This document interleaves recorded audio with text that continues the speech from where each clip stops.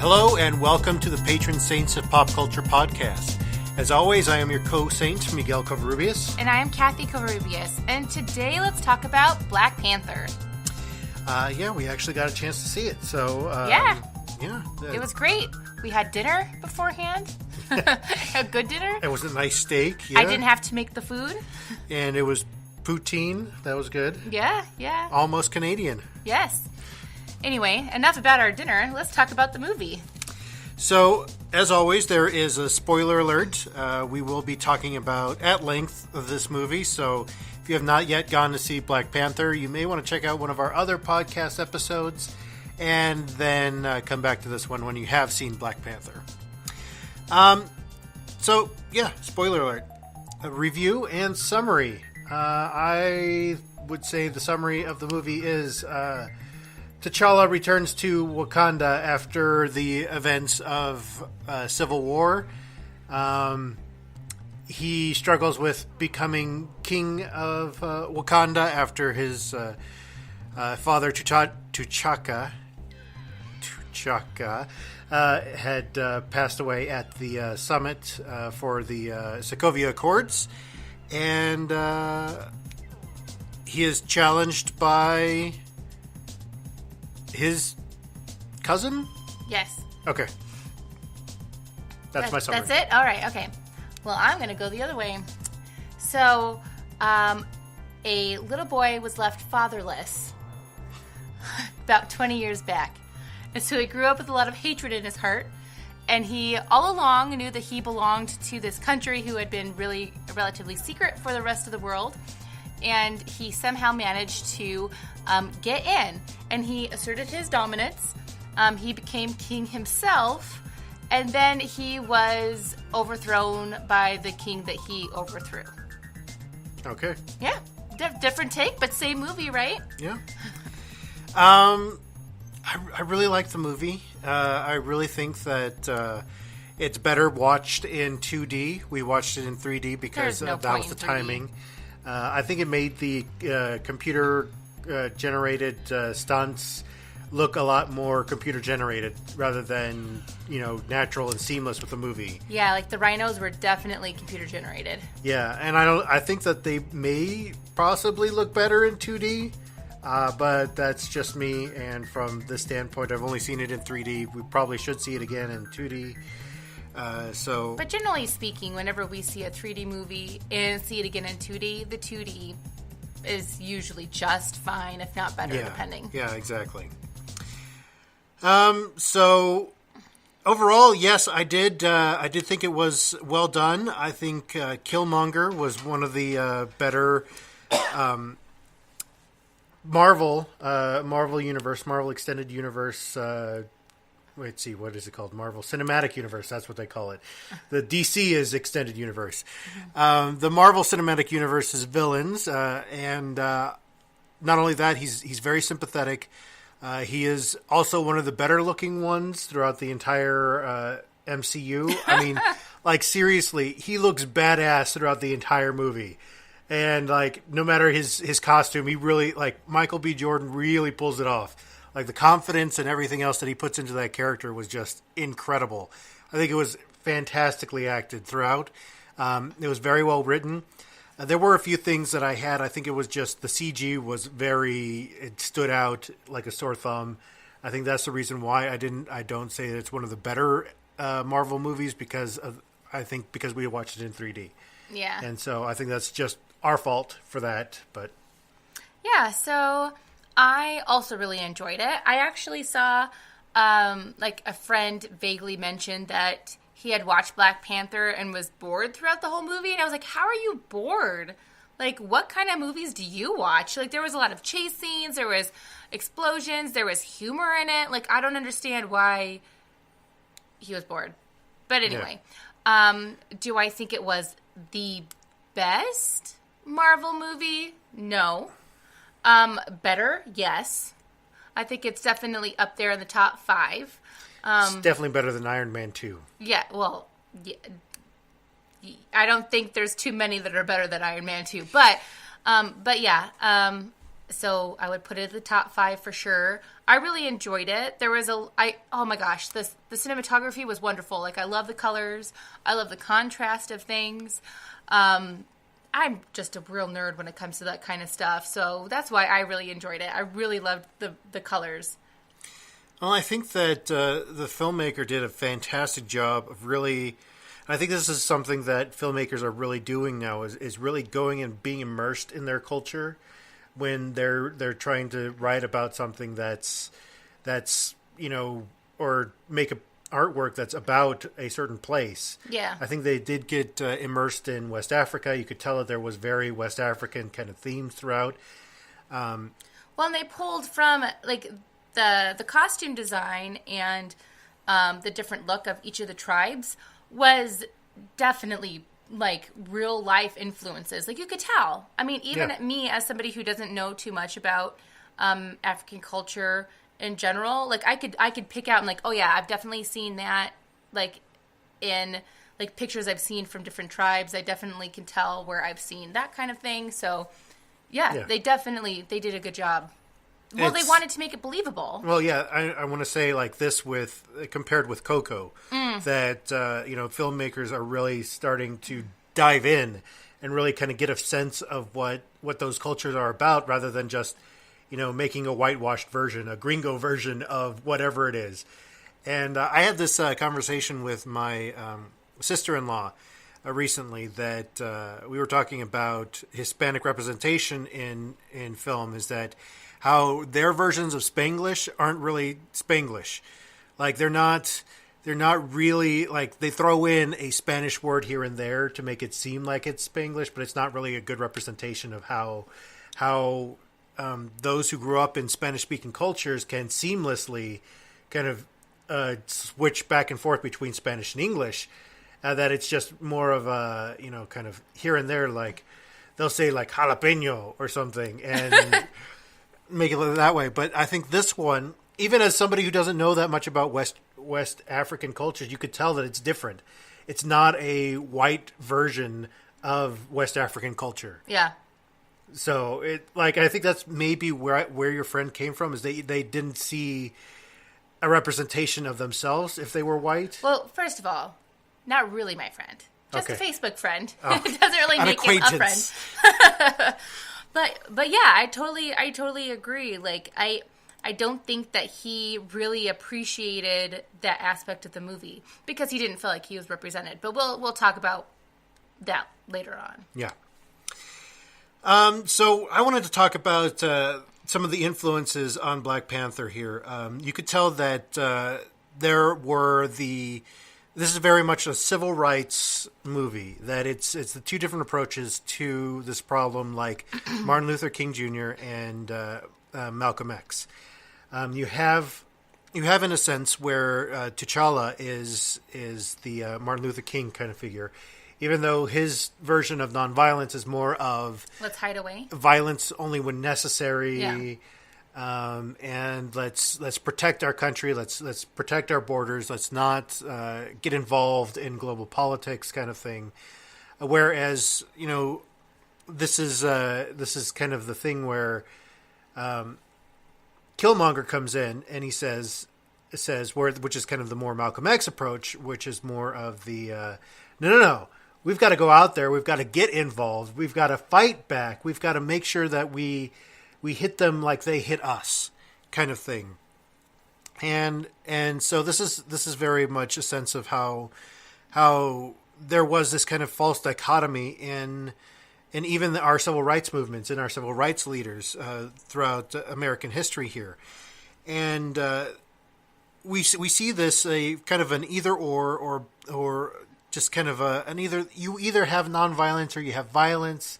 There's no middle ground. Yeah, that you either you have your peaceful protests, or if somebody gets a little rowdy and like breaks a window or something, then it becomes a non-peaceful protest, or a riot, instance.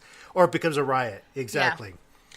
Yeah. And that these false dichotomies are throughout our country, and I think that it's very evident in the way that Martin Luther King Jr. approached his politics, and the way that Malcolm X approached his politics, is that with Martin Luther King, you had kind of had more of this the nonviolence, but he was also for rabble rousing, was for making sure that violence was going to happen to them as a people, so that people would see, yes, this happens every day, this happens everywhere, and he did it publicly so that people would see it publicly, that this isn't in private anymore.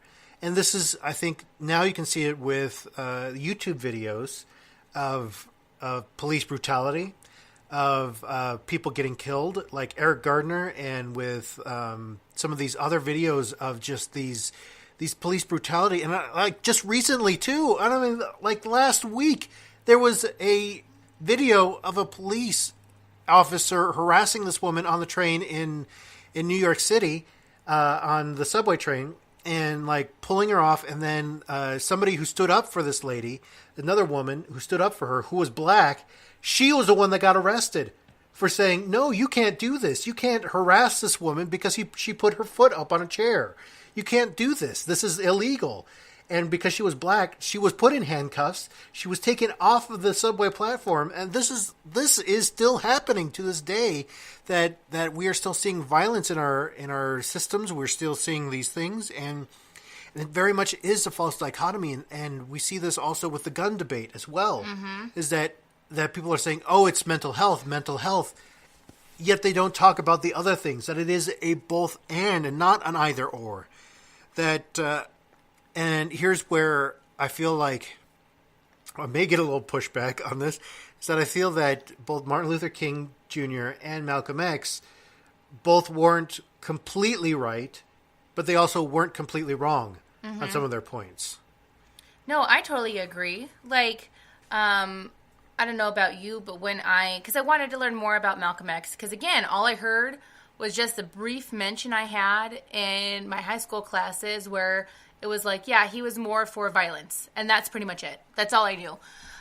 So I went out and I actually listened to other podcasts that talked about him, kind of gave a background into why he felt the way he did about a lot of things. Well, this is early in his life. He changed his mind for some of his viewpoints later on in life, but and I was like, yeah, I get it. I totally understand where he's coming from. I don't blame him whatsoever. Yeah, and this is where I think Killmonger is coming from, is that he's wanting for this supremacy over those who have oppressed him for so long. It becomes a revenge fantasy. Yeah. That he is off on this revenge fantasy against those who wronged him, like taking back Wakanda, because T'Chaka killed his father. And, I can just imagine as a 10-year-old kid, this young child being left there and, not knowing what happened to your father, walking in, seeing the dead body of your father. And forgive me, but I'm seeing Randall because, we're faithful This Is Us watchers. But seeing Randall dead on the floor there, and it's just, it becomes this revenge fantasy, is that... it's... Njobu. Yeah. Njobu. Okay. And it's just that idea that, and I think this is evident in almost every Renaissance or Reformation or Revolution that happens, is that you have these people who have these revenge fantasies who want to get back at those who wronged them. Yep. And I mean, I can't really blame them, but also I think this is, in a sense, where my religious upbringing comes in, is that where Christianity should be coming in, is saying, no. Revenge isn't ours. Ours isn't revenge. Ours is to treat them the way that we wanted to be treated when we were the ones being oppressed. Whereas in the Western Church, it's become this weird kind of dichotomy where saying, oh, we're oppressed, but we also want to make the rules to oppress other people. Yeah. And so I see this very much in the movie as well, is that, you have this kind of false dichotomy between supremacy and equality. And I think that what T'Challa stands for is an equality, and he doesn't really realize that until the end of the movie. Yeah. And even then, it's a mid-credit scene that he does that speech to the UN saying, Wakanda's not going to hide anymore. We're going to come out of the shadows. we're gonna step into the spotlight, as the song that was used to promote it the first time said. Time to step into the spotlight. Even though it's a horrible song, like I listened to the lyrics of the song and I was like, I wanted this to be a good song. And that's all right, but the way that he's stepping out too, I think, is important because he's like, he took his cousin's advice and is like, yeah, you're right. We do need to stand up for more justice. Involved. Yeah, we do need to get involved. We do need to call out the injustices that is happening to people like us, but we shouldn't do it with violence. Instead, we should do it with giving them resources, sharing our scientific advances, that kind of stuff. So, which is where here's a little prediction here, which is where I think that Tony's going to get his bleeding edge armor kind of thing. Is that they had the nanobots for the Black Panther armor for both of them. Both T'Challa's second armor and Killmonger's armor at the end of the movie. So I think that's where the bleeding edge armor may be coming in for what do you call it? Infinity War. You see it briefly in the trailer. I'm sorry, I'm such a nerd that I get excited by this, but it's like, oh my gosh, that's the armor's coming out over him like it's from nowhere, and it's just like Black Panthers did in this movie. Yep. Which I think it's like, yes, he came up with it first. And so, well, they came up with a lot of stuff first. Yeah. And so I think this is something that, like I said, is religion can play a part in this, because this is something that even Jesus talked about, was that an eye for an eye leaves the whole world blind. Is that you don't do an eye for an eye. That when somebody wrongs you, you do not repay them kind for kind. You turn the other cheek. You carry their pack an extra mile. You give them not only your cloak, but also your coat. That it's not just about abiding by their abuse. It's showing them that you're human too. And I think this is something that both Killmonger and T'Challa learned from each other. And I think what I would have really loved to see is a moment after that where T'Challa doesn't kill Killmonger, that it is kind of a reformation process for him. But I know that's not going to happen. I know that he probably does kill him, and like he says in there, I don't want to be in bondage. That kill me, bury my body in the sea. I thought he did die. Like, he died then. Well, he doesn't show it explicitly, so. He fell over. He just fell over. Yeah. Doesn't that mean he's dead? Okay, I'm putting this out there. I'm pretty sure he's dead. But anyway. And so I think it's really just that we live in a world that is shades of gray. There is no clean-cut answer. There is no black and white.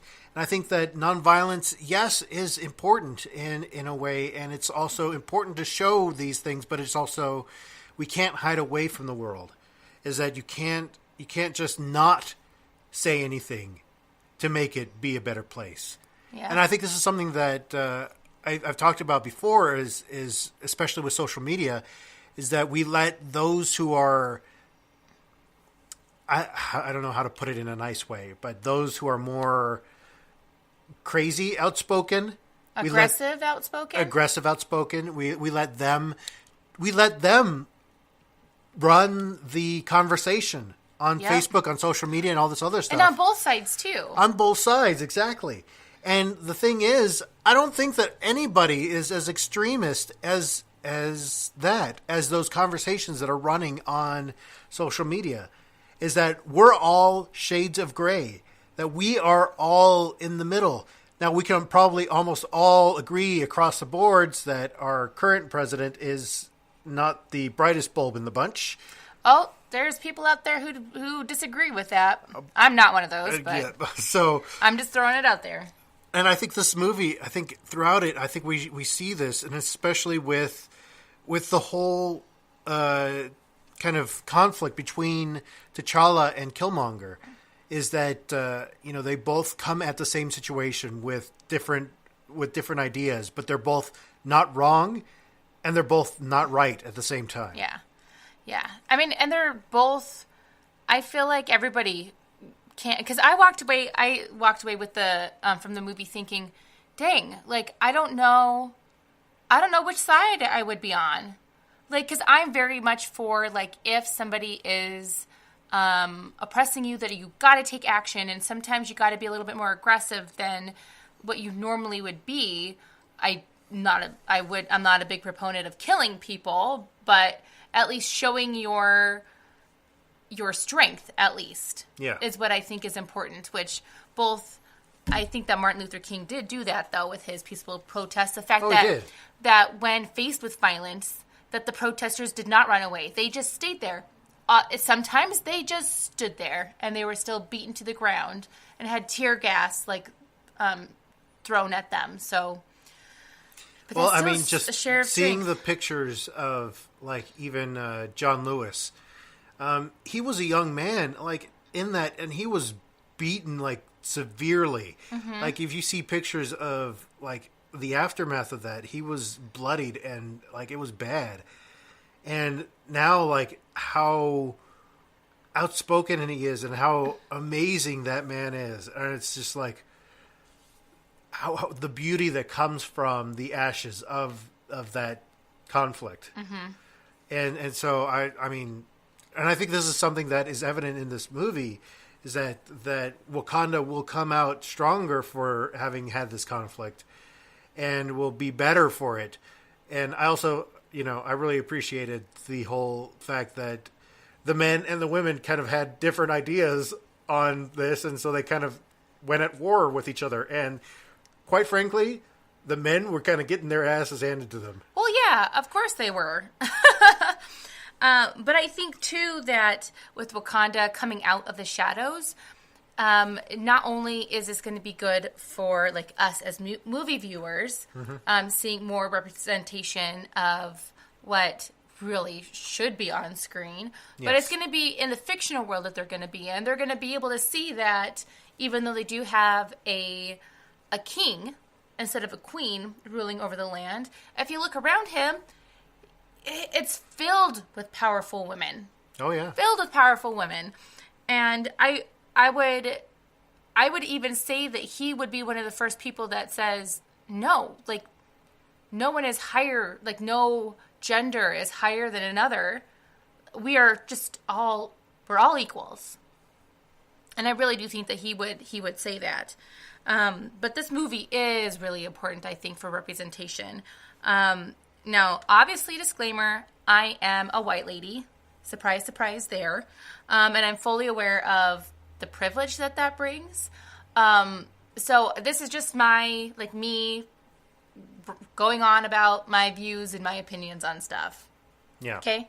Deal? Well, yeah, deal. And, well, considering that I am a light-skinned, half white person myself too, is that, I'm not really seen as a person of color until somebody sees my name. Yeah. And they're like, oh, you're Mexican? And then will treat me that way. So. Yeah. Yep. But I wanted to point out, I'm not going to necessarily focus on, the person's skin color aspect of it, because obviously there's no need to point it out. Like, we already know, like, this is huge. Like, this is so important. Not only are all of the characters being played appropriately, not being whitewashed, also, too, behind the scenes, like, except for the two Tolkien white guys. Sorry. So, even the cast and the crew were primarily people of color mm-hmm. as well, too. So that's also really, really important. But in the movie, what I really, really liked is that they showed different types of women on the screen. And I think part of the benefit part of the reason for that is because the majority of the cast were women, or like the big like focus points of the cast were women. You have Cherie, who is the princess. Yes. Yes, I wasn't sure if they actually titled her princess, but well, she's clearly a genius. Like, she's a scientist. She's a doctor. She probably knows more about anything that anybody ever thinks that anybody should. Like, she clearly knows her stuff. And she's constantly trying to improve on things as well, too, which I think is really, really important. I really feel that we're getting better, but still today there's not it's not of an equal contribution of women and men into math and science. And I don't think that it's women's fault at all, because you hear from the women who are part of math and science, like as professionals, and they will tell their stories about how it's filled with just misogynistic just feelings towards it. Like they hear jokes, like negative jokes geared towards women all the time. Sometimes they don't feel safe, especially in the IT world. Like if they go to conferences as well, there's been many stories where they feel singled out and honestly afraid that something is going to happen to them. Mm-hmm. And that is not necessarily meaning that more women need to go into the field to kind of push the men out. Instead, what really needs to happen is, well, obviously that would be a good thing, but the men in those fields need to step up and like check their boys is what the hashtag is when you hear a fellow guy do, quote, locker room talk, you need to say, hey, dude, like, that's not cool. Just, you gotta call him out. I know it's very, very uncomfortable, especially since us millennials, for some reason, have a really hard time making friends, like, inside of work. Yeah. And so a lot of the times they are doing that to try to, like, show how cool they are and that kind of stuff. But it's still really important to do. And until men in the field actually, call themselves out on the stuff that they say and do, it's not going to get fixed. Yeah. So, anyway, I went off a tangent about math and science, but I think it's really important. Also, too, other powerful women, the fighter, I'm going to pronounce it terrible, but I did write it down. Hopefully I got it right. Okoye, I think. Yes. I think. But anyway, she's a leader of the group. Like, all of the women I think that's in Wakanda, like, all of them are just women fighters. Yeah. Mm-hmm. But, I mean, they know their stuff, too. And there wasn't a lot of them, and they went up against the whole entire border tribe. Is that what they're called? I think that's what it is. They were very, very, very outnumbered, and they still were able to hold their own. So, kudos to them. Yeah. Like, they were awesome.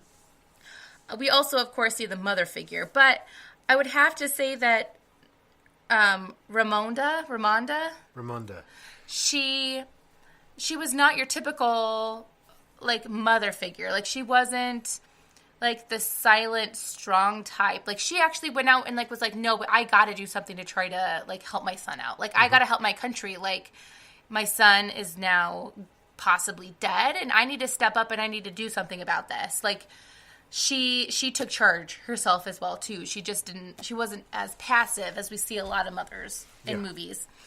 And then, of course, how can we forget Nakia, who's the spy of the group? I mean, she's also a fighter as well, but her specialty is, like, infiltrating into enemy territory, so being a spy. And a little bit more about her.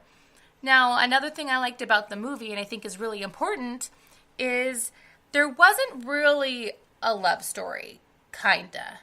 I mean, there was a love story, but it wasn't. It was very tertiary to the entire plot process. Oh yeah, it was very, very minor. Like, you would be able to, if you took out the love story, it would still be the same story. Mm-hmm. Like, have her still be just like a friend.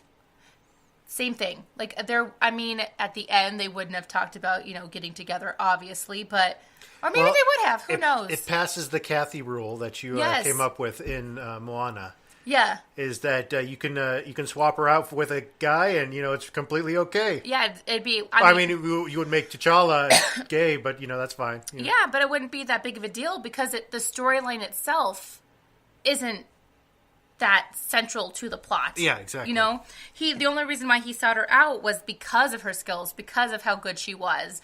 It wasn't really because he wanted to see her again, even though that kind of sort of was it, which is what the jokes were about. But I think that's all I got to say about that. I just think that the portrayal of women in the movie was awesome, obviously. I think it made strides not just representing black women in movies, but just women in general, which I think is really, really important, but especially, black women in movies because they really don't exist. Well, and I think this is something that comes about with what I was talking about with earlier with the representation and with getting immersed into those cultures is that it's not a thing. Like, seriously, it's not as much of a thing as people make it out to be. That it's that everybody in there was a full character, rather than being two-dimensional. That they were real human beings rather than just caricatures of West African, superpower or whatever that Wakanda would be defined as. Oh yeah, I totally agree. And because I still see, it's probably just because of the fact that I'm still friends with a lot of friends on Facebook that I'm with online on Facebook growing up. Sorry, let me repeat that. I am still friends with a lot of people from back home growing up. There we go.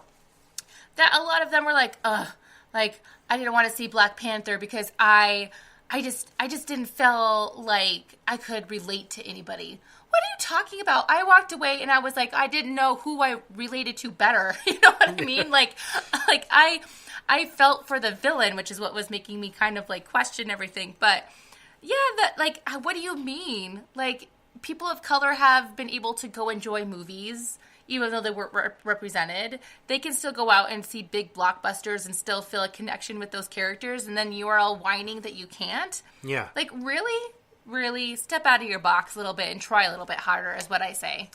Well, I think that there's a lot of principles that we can pull out from the parable of Black Panther. Oh, yeah. Especially with the violence versus nonviolence kind of thing. Whereas pulling from the themes of this is that when you do have power, when you do have more gifts than somebody else, to use those to make the world a better place. And I think that both Martin Luther King and Malcolm X, after his Reformation encounter at Mecca, that they would both approve of that. Is that saying, yes, you should use what you have to make the world a better place, to make your communities better, to make your world a better place.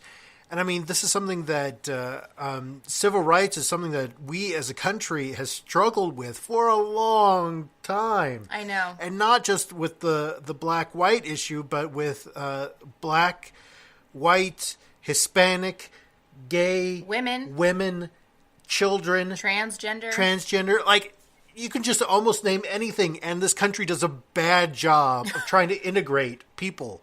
Just seeing people as people rather than two-dimensional objects. And it's so funny because if you talk to almost any American, well, any white American, they would pride themselves on the civil rights movement. And they'd pride themselves in the strides that we've made. But yet, I'm like, have you seen other countries? Yeah, go watch Get Out, and then we'll talk about it. So, is, not your platform of power is not for abusing that power. Instead, it is to be used to help others to reach that same platform. Yep. That is, it's not for raising your own fist in triumph, but instead lowering your hand to help others up onto that platform. Absolutely. And I think this is what the movie is about. Very much the movie is about, is that teaching T'Challa that using Wakanda's resources to give the rest of the world a hand up, rather than seeing it as a handout. Yeah. So. Absolutely. I mean, just the center that they're going to build is going to change so many lives. And I'm sure that's just going to be like one of many that they implement. And the fact that they're willing to share their technology when we all know Stark Enterprises has been trying to replicate what they've been doing already. Yes. I mean, heck, Cap's shield, right? Yeah. So. Yeah. How did Howard Stark get the vibranium for the shield? I know that there's different there's different stories depending on which comic you actually pull it from. So I don't know what I can't remember what they decided for. Well, and also we got to remember that this is Howard Stark before he became Roger Sterling from Mad Men. I don't remember the actor's name. That's okay. Oh my gosh, I just remember his character. Like he's played by both of these actors throughout like the movies and throughout the TV shows, and you're like, how does that man become that guy? Like, they don't even look the same. I don't know, but then Howard Stark is also played by other people as well too throughout the whole thing. So, like the TV version, or there's even another movie version. So yeah. Yeah. Yeah, and let's see. We can also pull a principle that more representation is good from Black Panther. Yeah, absolutely. And if you feel threatened that you aren't being represented in one movie that is being out there, and think about how others feel. Exactly. Like what? That just drives me bananas. Really, guy? Like you're upset because there's only, there's what, 2 white guys, maybe more in the background. Yeah. You have Bilbo and Smeagol. So, but even Bilbo, like he's like I'm shrugging my shoulders right now. Everybody, I know you can't see, but I'm shrugging my shoulders. He's like, meh. he's more of the okay, he's in the comic book, so I guess he was included. So yep. But yeah, don't be mad.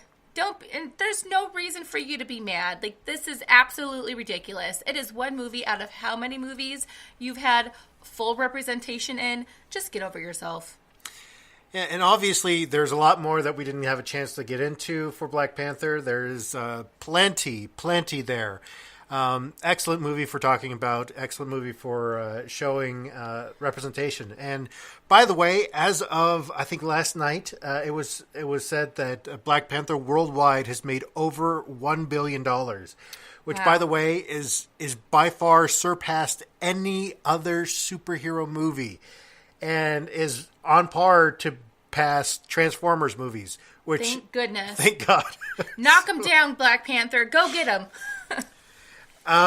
Which, this shows you that the entire world is watching. The entire world is finally saying, yeah, we want representation. We want good representation in our movies. Mm-hmm. Yep. So, things that are coming up. We've got next week, we're going to be talking about Jessica Jones, season 2. So we've started that. We've gotten through 2 episodes so far. They're really long for some reason, or maybe I just feel like they are. No, it's just Netflix, so they're an hour long. We also will be doing Wrinkle in Time. We've heard some mixed reviews as of yet, but it's still one of my favorite childhood books, so we're still going to do it. So we're still going to take my son to go see it because, yes, I love that book. I love Madeleine L'Engle. I think she is by far a very underrated writer. She created some amazing worlds on the par of J.R.R. Tolkien and C.S. Lewis, and that's my opinion. So, gotcha. How come J.K. Rowling wasn't on that list, Miguel? Because I didn't read J.K. Rowling growing up. Well, I did. Because I was in the evangelical church until I was in high school. Yes. So you weren't allowed to read Harry Potter. I wasn't allowed to read Harry Potter. After that, we will be talking about Black Mirror, Season 4, Episode 3, Crocodile, which we had on our schedule before. We pushed it out till now so that, it would give us more time to actually talk about the things that people are talking about now instead of being backlogged. Yep. So we will get to other things. We've got a lot coming up in April. We've got... so many things. Handmaid's Tale, Season 2 starting up. Whew. We've got...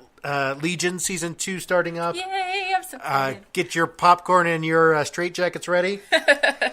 And we've got so much coming up. We're so excited for this year. There is so much good media going to be coming out in 2018. We're so very excited. Oh, and also, we are going to be seeing Marvel's Avengers Infinity War the opening weekend. So we will be getting that on the calendar as well. That is coming up in April as well. We've got a lot of things coming up. Oh, yeah, so, Peter's birthday. But that's not a movie. Yeah. Yet. So, yeah, if you have any feedback about what we had to say today, you can find us on social media, on Facebook, on Twitter, on Tumblr, on Reddit.